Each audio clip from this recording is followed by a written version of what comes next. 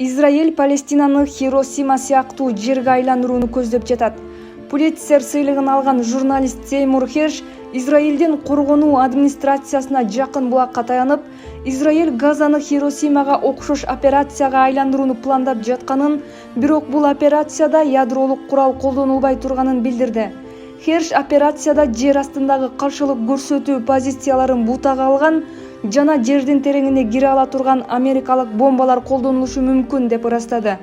Журналисттин айтымына караганда, Израиль баскынчылары эч кандай багынып берүүнү сунуш кылбастан, палестиналык аскерлердин баарын кырып өлтүрүүнү ойлонуштурууда.